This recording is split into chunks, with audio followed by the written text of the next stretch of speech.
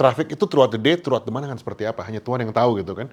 Nah, untuk workload yang seperti tadi ya, yang kalau kita bilang gitu ya, yang the traffic can go up and down, ini adalah salah satu contoh yang memang kalau di cloud tuh cocok banget. Kenapa sih? Tadi ya, the premise of cloud adalah you pay as you go. Everybody using handphones, everybody using apps, udah pasti it will grow, it will keep growing. And companies who don't adopt today in terms of new technology, you'll be left behind. Halo semuanya, selamat datang di Digital.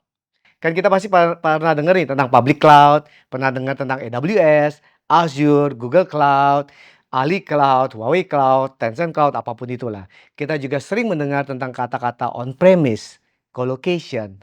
Nah, teman-teman tahu nggak penggunaannya gimana? Nah, untuk itu kita kedatangan dua tamu yang sangat spesial, yang benar-benar expert di bidangnya, dan mereka juga bekerja di perusahaan yang benar-benar pionir di bidang tersebut. Oke, nah saya kenalkan ya, itu adalah Haris Ismi, Managing Director Equinix Indonesia, Antoni Amni, Country Manager AWS Indonesia. Kita persilakan ya, masing-masing memperkenalkan diri. Halo semua, nama saya Haris dari Equinix Indonesia.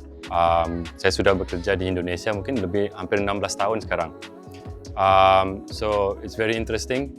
My life dulu dari dunia aviation ke dunia healthcare, sekarang ke dunia tech, dan sempat juga bekerja together dengan our bro Anthony sama our bro Paul. So nice to be among friends. Oke, Bro Antoni. Siap. Halo teman-teman semua, nama saya Antoni Amni dari AWS Indonesia. And by the way, I've had the privilege untuk dalam periode tersebut bisa kerja bareng, actually work for Pak Haris. It was a good time. Sebelum di AWS, saya juga spend more than 10 years di dunia IT telco. Pulang ke Indonesia tahun 2009 and never look back. This is home. Nah, sekarang teman-teman mengerti kenapa kami mengundang dua expert yang ternama dan beken di Indonesia ini. Mereka bukan cuma pemain dari teknologi, tapi mereka memiliki nama yang bagus di dunia teknologi ekosistem di Indonesia. Mereka dulunya expert di bidang ini. Dan kebetulan tema yang kita ambil kali ini, tema yang cukup sulit, yaitu mengenai tentang server, kapan digunakan, sejarah server, gimana sih future of the server, apa hubungannya dengan perbedaan data, apa hubungannya dengan perbedaan company, SaaS company, dan lainnya. Sehingga kita harus mengundang dua expert ini. Tentunya kita akan banyak berinteraksi satu sama lain untuk bisa diskusi lebih dalam mengenai ini. Nah, teman-teman, untuk kita bisa diskusi lebih dalam, kayaknya kita mesti banyak gambar-gambar deh. Ini kenapa kali ini format digitalnya kita rubah. Jadi kita punya whiteboard di belakang, karena kita harus banyak gambar. Nah, kita akan mulai dengan diskusi atau cerita sedikit tentang sejarah server dan data di dunia. Kapan colocation itu muncul, kapan public cloud itu muncul, dan bagaimana sih interaksinya, dan bagaimana kalau kita ngelihat decision proses dalam pemilihannya. Nah, saya mulai dengan historinya daripada semua server ini ya, dari cloud, kapan cloud dibentuk, kapan colocation ada, kapan on-premise ada. Nah, kita mulai diskusi mengenai ini. Nah, teman-teman juga bisa lihat di internet mengenai data ini, mana sih sejarahnya dan lain. Tapi kita coba gambarin biar semuanya ngerti. Kemungkinan kita nggak semuanya tahu benar atau salah, tapi kita punya dua expert ini kan. Gitu. Kalau saya kan pengetahuannya baru mulai gitu. Mereka Lagi memang udah bertahun-tahun di sana gitu kan. Ya. Nah, setahu saya nih, Haris koreksi saya. Iya. Nah, server kan pasti dimulai itu mulai gila-gilaan itu kan ketika startup .com ya, .com boom. Ya, sekitar 90-an. Tahun 90-an lah ya, tahun 90-an. Ya. Nah, ini kan pasti public cloud segala belum ada. Belum. Kalau colocation, nah pasti semuanya on premise kan? Yes. Ya. Nah, itu tahun 90-an kan. Nah, terus Toto colocation itu mulai tahun 98. 98. Ya. Oke, ini mulai ada colo nih. Ya. Nah, kalau teman-teman belum tahu colocation apa, public cloud apa, nanti tunggu aja ya, kita akan jelaskan sana. Nah, terus tahu-tahu mulai muncul public cloud tuh kapan tuh? Tahun 2006 bro. 2006. Yoi, soalnya kan dulu ceritanya Amazon.com untuk menjalankan such a highly skilled technology infrastructure ngejalanin e-commerce. Kita sadar bahwa hold on, we've got something on our hand yang sayang nih kalau di-keep sendiri. So itu yang kita bawa ke public. Jadi mulai dengan Amazon ya. Jadi ketika Amazon jadi gede banget dan mereka benar-benar bikin penjualan yang jadi booming banget di banyak negara, mereka ngeliat servernya banyak banget. Kenapa nggak bisa gue jualin lagi kan? Bukan cuma masalah jual server bro, tapi kita figure out bahwa we can run this very efficiently. Interesting kan. Nah, karena ternyata sangat menarik, akhirnya yang lain ngikutin kan. Iya. Nah, Yes. kalau nggak salah 2010 mulai dengan Azure, ya kan? Kemudian akhir 2011 Ya. dengan GCP, ya kan, Google kan. Iya. Nah, jadi teman-teman kalau pengen lihat, ini sejarahnya nih kira-kira. Ada Boleh saya nggak? tambah ya? Iya. Jadi waktu zaman 98, 97 gitu ya. Kalau coba bayangkan during that time ya. Kalau if you remember ya, during that time kan kayak ada Alta Vista, ada Exact.com, gitu kan. Taruh tuh. Tapi Ya. kayaknya yang Gen Z nggak tahu. Oh, ini nggak tahu ya. Pokoknya yang zaman dulu lah ya. Jadi Yang sebelum search engine, Google, sebelum Google ada. Ya. Ternyata ada dunianya begitu. Kan? But anyways, waktu zaman itu, coba bayangkan, kita ada telco, kita ada search engine, kita ada content provider. Mereka rebutan, maunya taruhnya servernya di mana nih? Jadi seringnya kalau companies yang lebih besar, mereka akan minta, you guys come to me, you put in your content into my data center. Tapi yang lain akan berebutan, why should be with you? Sebab mau nyambung kabelnya panjang, complicated dan sebagainya, and it's not their own location. Dari situlah munculnya Equinix, because Equinix founders kita found there is a situation in the market di mana, hey, there's no neutral place. So they created Equinix as a neutral hub untuk all these different providers, termasuk telco, termasuk content provider dan sebagainya, untuk jadi in one place. That's Iya. how it was born. That's the co-location market how it Nah, started. ngomong mengenai itu sebenarnya ini ada fakta menarik. Sebenarnya dalam hal ini aku ada keterlibatan di sini. Jadi ketika saya di Airbus, kan cloud sama sekali belum ada waktu itu. Iya. Belum ada. Nah, tahu-tahu saya diminta untuk bisa bikin, bukan saya dong, timnya ya, untuk bisa bikin gimana 14 negara tersebut bisa desain bareng. Jadi kita benar-benar bangun kabel network ke 14 negara di dunia supaya bisa desain bareng ke server yang di Eropa. Wow. Nah, jadi kalau sekarang ngomong cloud gitu ya, udah cloud. Dulu kita benar-benar bikinin kabelnya ke 14 negara. Wow, that's crazy ya. But long time ago. Yeah. Jadi waktu itu aja kalau pikirin kita tuh mesti bayar gila berapa ribu dolar cuma buat per koneksi per bulan. Karena ya mahal banget kan. Yeah. Nah, kayak untuk teman-teman sekarang dengan gampangnya pakai HP untuk ngeliat internet. Pikirkan zaman dulu tuh mau ke internet kayak begini. Sekarang mungkin teman-teman udah lihat nih, ini ada on-premise, ada colocation, ada public cloud. Nah, bedanya apa sih? Nah, Haris bisa gambarin nggak sebenarnya kalau kita mau structurein secara cost, itu kayak gimana gitu? Oke, so Paul, nih saya sharing sedikit ya. Dari dunia digital infrastruktur tuh kira-kira apa aja sih key components-nya ya. So, we start first dengan, ya ada basic dulu, ada serversnya ya. Itu yang tempat data ditaruh. Tempat data ditaruh, komputernya lah. Iya, komputernya. Ya, komputernya.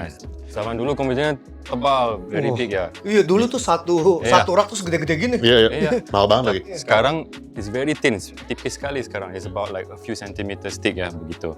So selain servers, kita juga ada cooling and power, ya. Oke, selain cooling dan power, kita juga ada network.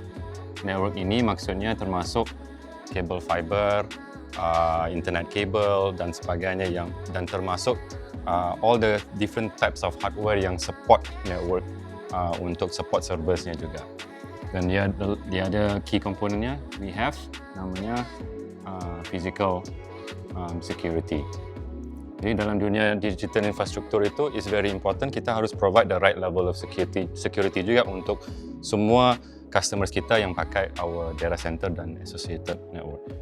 Now, kalau di on-premise itu, if the company pakai all these different components di dalam perusahaan mereka tuh apa aja sih yang ada di on-premise. So, if I can draw, kira-kira ya, kita ada 4 komponen sini kan. Kalau di on-premise itu, perusahaan itu udah pasti ada servernya.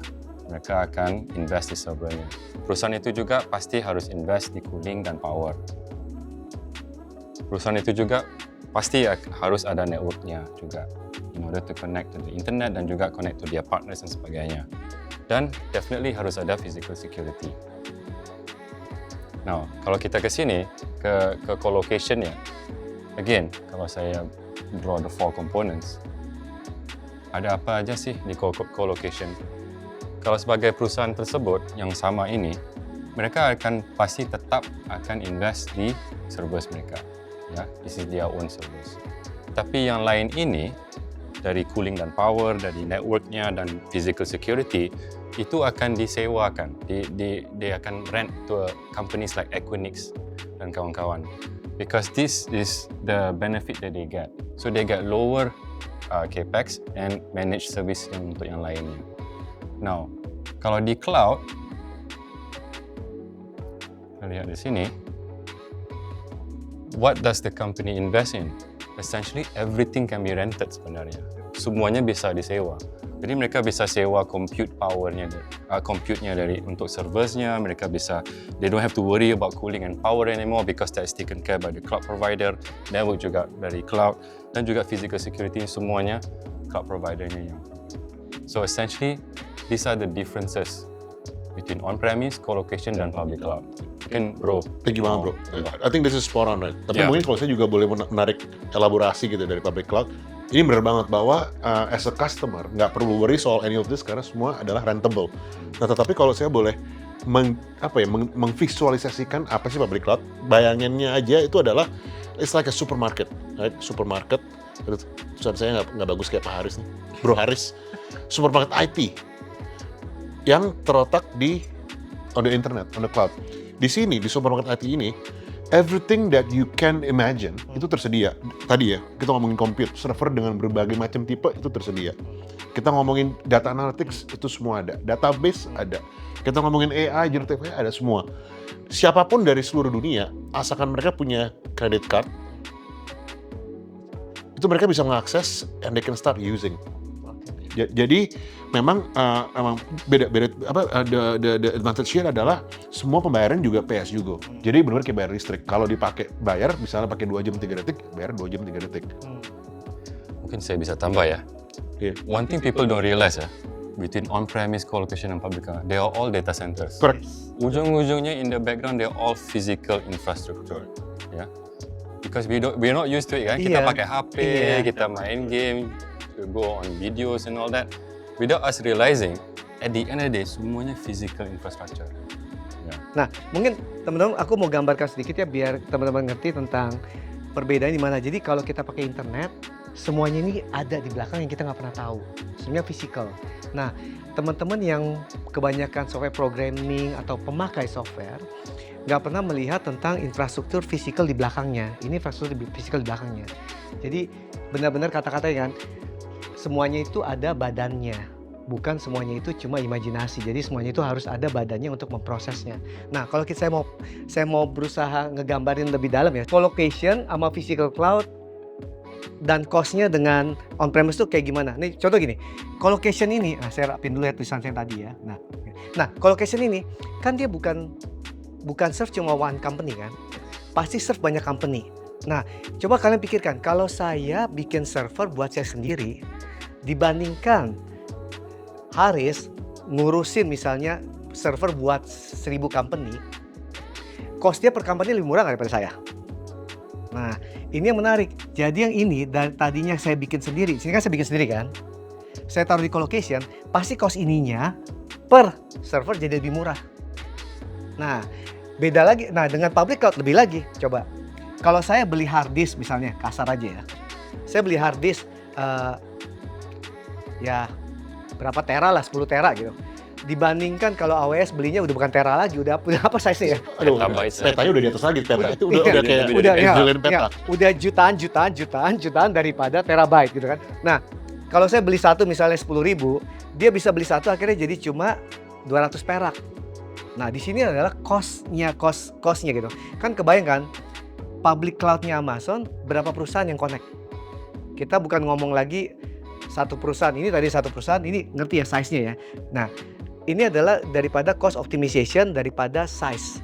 Nah, yang menarik lagi, kalau kalian lihat nih, kalau kita makin ke sini, teman-teman lihat kan, ini berarti makin capex intensif. Bener kan? Ini semuanya sendiri, ya kan? Makin ke sana itu makin opex. Tapi ada menariknya, di mana OPEX-nya per unit jadi makin murah karena size. Nah, Sekarang kita tadi udah menjelaskan kan tentang bedanya on-premise, colocation dengan public cloud.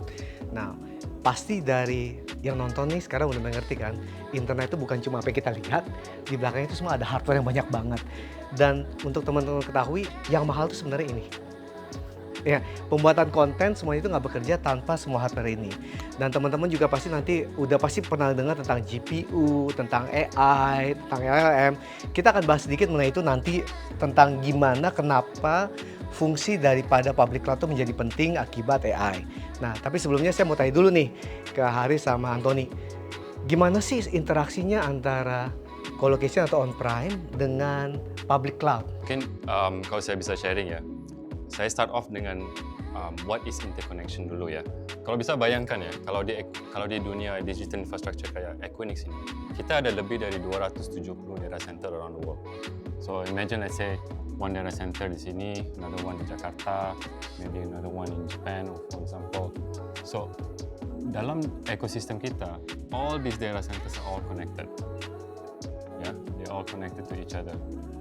And this is all not through internet, tapi through physical cable that actually connects to all of these data centers.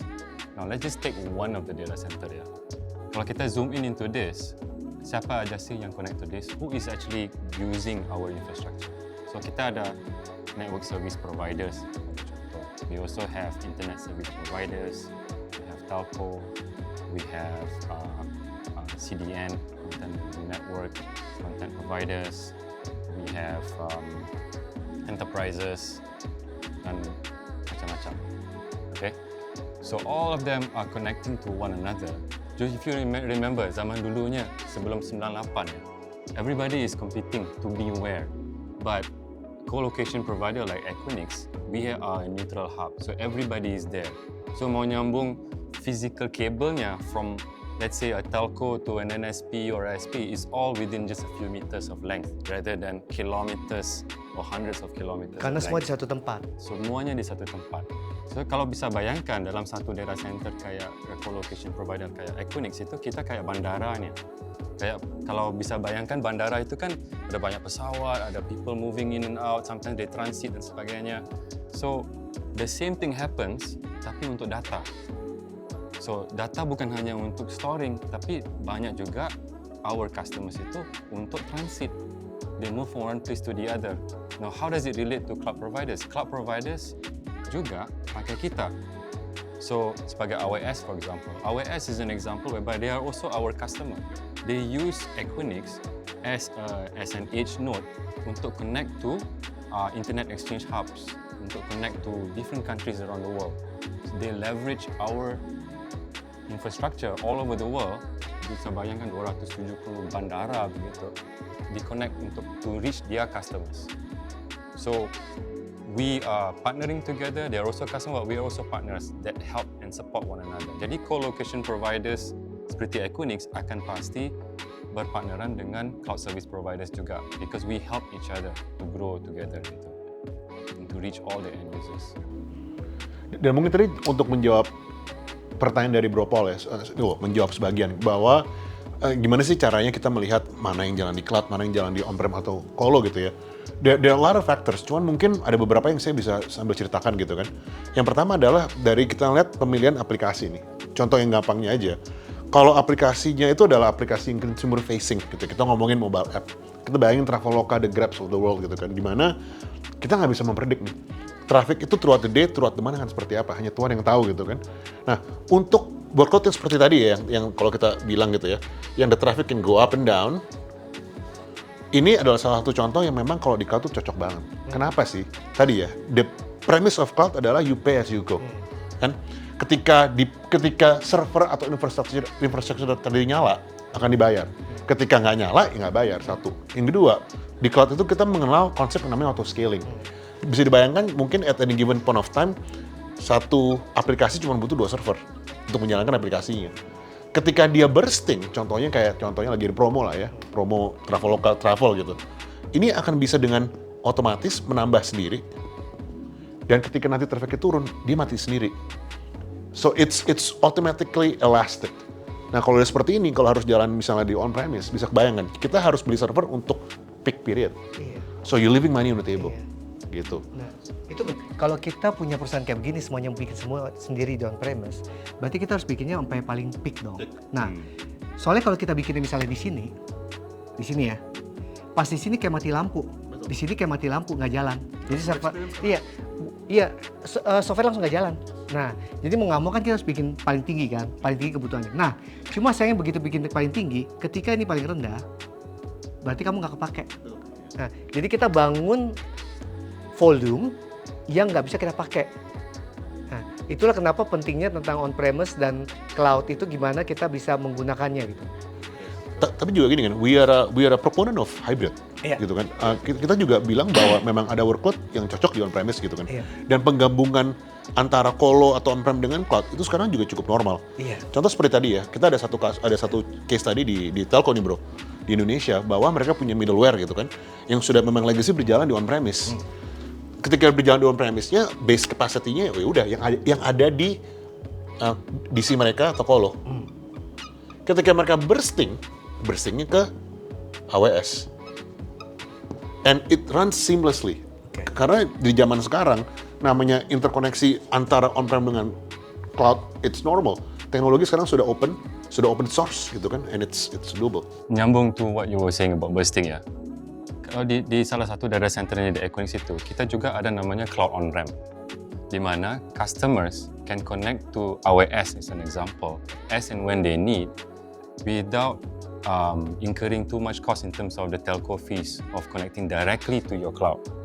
So cloud on-ramp helps the customer achieve what they need to do. Bursting, they can pay per day kind of basis. So it's like pay as pay use on that note. So that's the reason why people like us at Equinix, we are partnering with AWS as an example, why we all work closely together. Because it makes a lot of sense. Cloud is mainly software because as an end user, tapi in the background, the physical layer, we are partnering together. We're supporting one another. Ini menarik sih. Jadi orang-orang tuh pada nggak tahu ya bahwa mereka tuh mikir mereka nggak akan merasakan adanya stack atau stop atau stockage karena ini udah benar-benar bekerja kayak satu server. Padahal ini dua sistem yang berbeda. Yang satu benar-benar colocation atau on-premise, yang satu benar-benar di public cloud. Nah, ini udah benar-benar satu dan bisa bekerja semua. Oke. Nah, dari segi ini apa yang di colocation bisa bantu? In the background ya, Yeah. in the kitchen ya. In the kitchen. Yang orang-orang nggak tahu. Yeah, orang-orang nggak tahu. Orang tahu tuh In the cuma background, pakai HP tahu-taunya jalan. HP jalan Yeah. ya. Tapi in the background, in the kitchen ya, what happens is this ya. So we have a feature called Cloud on-ramp, di mana kita partner dengan AWS as an example, whereby customers secara fisik ya, without you realizing you need physical cable for internet ya, even until today. Itu orang-orang nggak tahu. Sebenarnya Iya. internet itu kabel. Iya kabel. Itu Iya. it has to be physical cable. Jadi yang zaman dulunya kabelnya harus go straight to your cloud, which can be kilometers of length. Kalau di Equinix di dalam satu data center, it's just a couple of meters Ya, away. soalnya kan semua di satu tempat. Yes. Jadi dari sini customers, imagine I mention tadi kan enterprises sebagai contoh ya. Enterprises tuh bisa connect ke cloud service provider kayak AWS tuh in just a few meters. Ya, secara fisik. While at the front, you get this. You get the bursting feature dan sebagainya. Ya. So that's the beauty of it. And at the same time, the cloud service provider also needs the network providers, they need the CDN, they need everybody else to work together juga. So it's an ecosystem that works together to make whatever on your screen to work. Nah, Ya. Anthony, ini aku mau nanya nih. Sekarang kan dengan adanya AI, Gen AI, dan ya semuanya ya, agentic AI dan lain-lain, ini kan jadi merubah komposisi atau merubah positioningnya agak beda banget ya untuk public cloud. Nah, mungkin bisa dijelaskan sedikit nggak gimana public cloud dalam AI untuk sebuah perusahaan? Oke, mungkin izin untuk saya jawab dari beberapa facet kali ya bro, Paul. Pertama begini kan, kenapa sih sekarang itu banyak banget teknologi, terutama di AI, generative AI, itu di-drive oleh public cloud provider? Karena pertama adalah companies like Amazon, we use it for our own consumption juga gitu ya. So we have economies of scale. Economies of scale di AI matter when it comes to pemilihan GPU, satu gitu kan, we have buying power. Dan bahkan to the degree right now we make our own chip because we're big enough to do that. Itu yang pertama. Jadi economies of scale yang menyebabkan bahwa harga compute untuk AI itu jadi makin turun, itu yang pertama. Dan yang kedua, itu kenapa kalau kita lihat all the provider of large language models gitu ya, mereka menjalankan semuanya juga di cloud gitu kan. Nah, yang ketiga, kenapa jadi make sense buat enterprises atau perusahaan di seluruh dunia untuk memanfaatkan public cloud for that purpose adalah karena tadi kan, the premise of you pay as you go. Sekarang gini ya, kita bicara mengenai chatbot gitu ya. When the chatbot requires, hearing a foundational model untuk ngasih response, itu kan nggak berjalan 24/7, ya kan? So the idea adalah ketika when you pay only when you use it, it makes a lot of sense. Itu yang pertama. Yang kedua juga, let's say kita bicara soal model training. Model training itu kan nggak berjalan 24/7, right? When you run it, you pay, you need big computing power, habis itu stop gitu kan. In cloud it makes sense. So we see that dengan tadi ya. Pertama, kita sendiri because of our economies of scale, we lower the cost of infrastructure for AI. Yang kedua juga the offering that we put in on top of tadi itu semua ya, itu juga membantu. Dan yang ketiga adalah the pay as you go model. So we see that public cloud gitu ya, terutama seperti AWS, of course, itu we are democratizing access to AI. Tapi kalau aku mau gambarkan izin ya. Nah, contohnya gini ya, teman-teman pikirkan ya. Seberapa besar sih perusahaan teman-teman? Segede-gede perusahaan teman-teman ya. Misalnya punya teman-teman punya pegawai 10.000. Komputer paling banyak berapa sih di company-nya? Kan ada yang nggak pakai komputer, yang pakai komputer. Oke lah, kita ngomong lah 10.000 komputer lah ya. Ini ada 10.000 teman-teman. Jalanin lah ya di sini. Coba bayangkan kalau kalian menggunakan AI daripada public cloud. Ini kayaknya nggak terhingga nih jumlahnya. Karena kita ngomongnya itu size-nya itu udah, mereka aja serve-nya itu bukan ratusan company tapi udah jutaan company. Kalau satu company aja punya 10.000 komputer, kebayang nggak? Ini kalau kita titik itu ada berapa computing power? Nah, sedangkan kalau kita ngomong tentang AI itu kan banyak tentang iteration, pengulangan untuk mencari jawaban yang benar. Nah, betapa cepatnya mencari jawaban yang benar dengan komputer yang nggak terhitung jumlahnya miliaran atau gimana, dibandingkan dengan semua komputer yang ada di company kalian. Itu yang pertama. Kedua, karena mereka juga menggunakannya untuk kepentingan mereka pasti selalu pengen menggunakan teknologi yang terbaru. Mereka pasti akan selalu update dengan GPU yang terbaru. Nah, untuk suatu perusahaan dengan 10.000 company, untuk beli GPU aja udah mahal, to be honest ya, ganti GPU aja udah mahal, itu investment, sedangkan bagi mereka itu keharusan. Dan ketika mereka mengganti, itu langsung mengganti untuk semuanya, untuk customer mereka semuanya. Nah, dari situ sebenarnya computing power yang powerful banget. Gimana Anthony? No, it's very true bro. Satu is the raw computing power gitu. Yeah. Tapi kedua juga gini kan, karena because for example in Amazon kan, to drive efficiency we use a lot of AI. Jadi nggak cuma masalah GPU tapi juga the tools required to do a lot of this. Udah di sini dan itu makin efisien. Dan kita provide tools itu ke bener. customer. Jadi kalau kita ngomong satu orang ya, Iya. nah dia pakai satu laptop atau satu komputer lah ya, gitu kan. Nah daripada dia connect ke sini untuk itu dibandingkan connect ke sini, kebayang tuh powernya kayak gimana? Iya, dan all the tools bro, Iya. pakai XYZ. Toolsnya semua dari sini. Nah sini kan kalian mesti bikin lagi toolsnya atau beli. Iya. Nah, kalau kita ngomong computing power, teman-teman udah jelas kan? Tapi tentunya untuk penggunaan di enterprise, kita mesti ngelihat tentang kebutuhannya, tentang gimana security-nya, tentang confidentiality. Nah ini saya mau tarik nih. Haris, menurut kamu gimana sih ke depannya dalam penggunaan AI ini? Dan apa hubungannya nanti dengan colocation, tentang hybrid dan lainnya? Ya. Okay. So bro, gini ya. So we take this example, perusahaan yang 10.000 karyawan ya. They have a certain number of data, and that data is all their data, perusahaannya, which the internet does not have, may not have, or maybe don't have at all. Dan mereka juga butuh AI features yang dari cloud juga. Butuh computing power-nya. Computer power-nya Yeah. dan sebagainya. So the trend that we are seeing today itu is hybrid, pakai dua-duanya. Sebagai contoh, specific example-nya adalah AI training-nya pakai di cloud. Disebabkan sini kan udah jutaan customer nih, jutaan information ya. Powernya juga. Powernya gede sekali. Jadi there's no way one company can achieve the same level of maturity of the AI training on the ground compared to in the cloud. Yeah. But one thing what the cloud don't have is the information in the company. So what happens is mereka harus combine dua-duanya.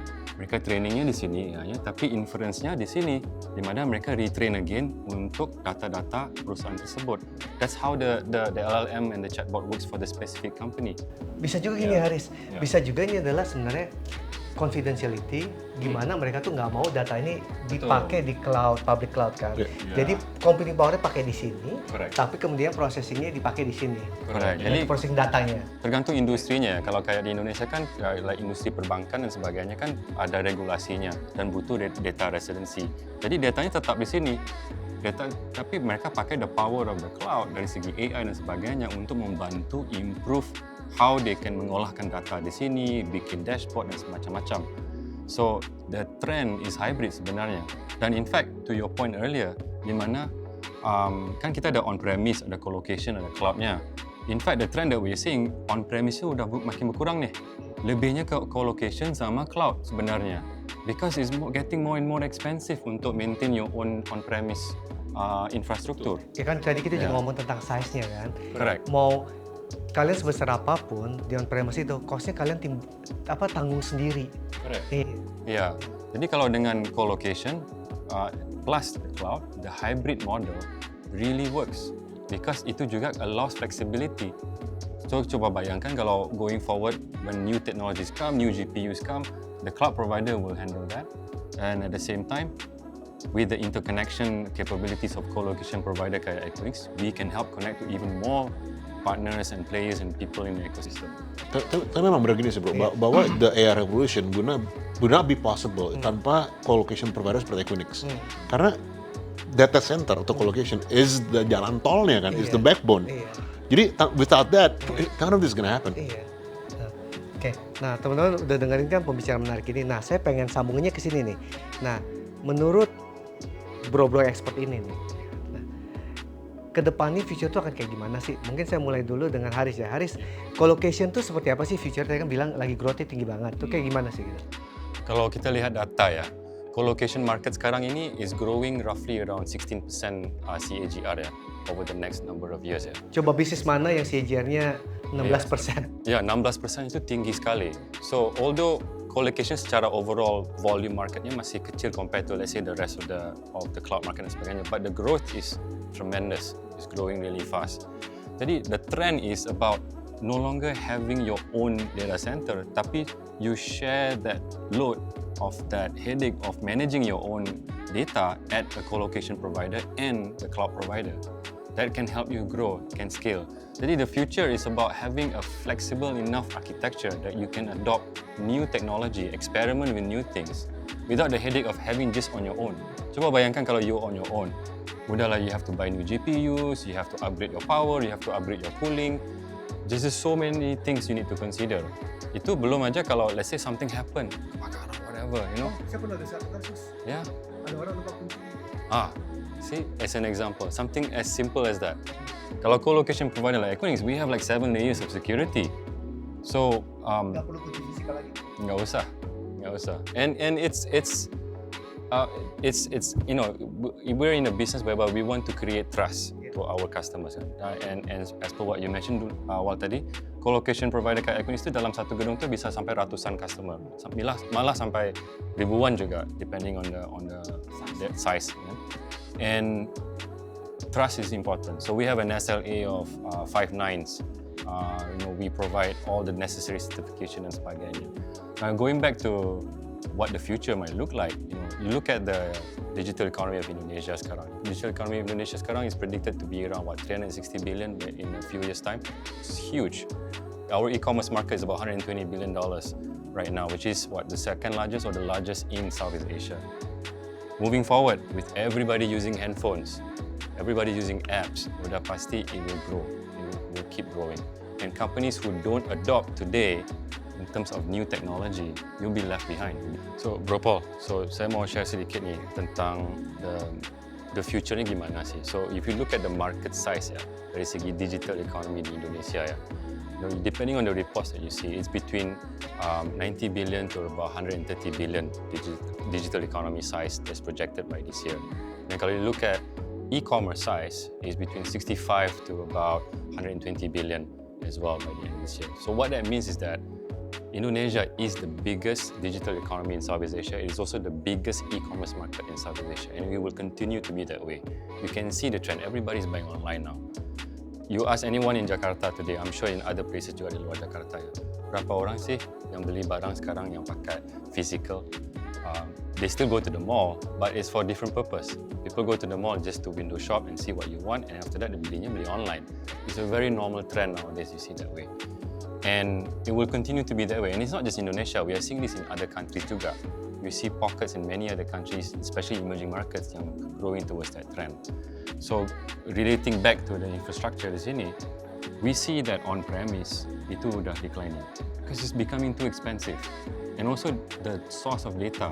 Let's say you want to do AI training dan sebagainya. It doesn't make sense anymore to just use your own data.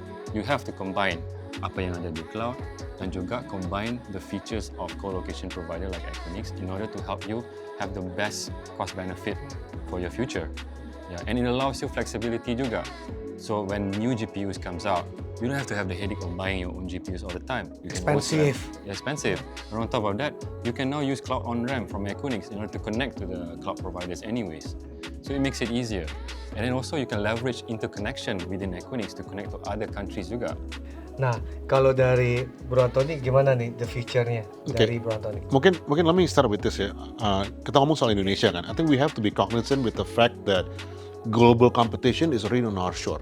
Kita lihat semen Indonesia compete sekarang juga dengan semen company from different countries gitu kan. So that's the reality. Tapi on the flip side gitu ya, on the good news side adalah bahwa a lot of the technology, global technology yang terbaru gitu ya, itu juga sudah ada di Indonesia. Now, kalau ditanya future-nya apa? The future is about how do we leverage technology itu not only just for value differentiator, tapi for survival. Artinya apa sih? Satu, agile innovation. Kedua, it's all about cost optimization. Tiga, about making sure that the basics like security is covered. Now, whether or not teknologi itu datang dari cloud atau on-prem atau whatever that is, I think it's secondary. Of course, a lot of that sekarang dimungkinkan oleh cloud gitu ya, dan cloud juga dimungkinkan oleh co-location provider gitu kan. But my point adalah the future is about how do we select the right technology yang sekarang sudah tersedia di Indonesia for us to compete. And of course, from AWS, Equinix kan, we're ready to help. A lot of those are already available in our platform, and our job is to walk you through the journey untuk kita bisa meramu dengan benar. Nah teman-teman, itulah tadi diskusi kami. Terima kasih banget dengan dua expert yang datang hari ini. Expert benar-benar yang di bidangnya. Kita ngomongin dari server, dari cloud. Nah mereka berdua expertnya nih. Nah kalau teman-teman ada pertanyaan, silahkan tulis di kolom komentar. Terima kasih untuk menonton Digitalk kali ini. Sampai ketemu di Digitalk berikutnya. Dan tentunya terima kasih ke Antoni, terima kasih ke Haris untuk mau membantu kami hari ini berdiskusi mengenai tema yang cukup rumit hari ini. Terima kasih semuanya.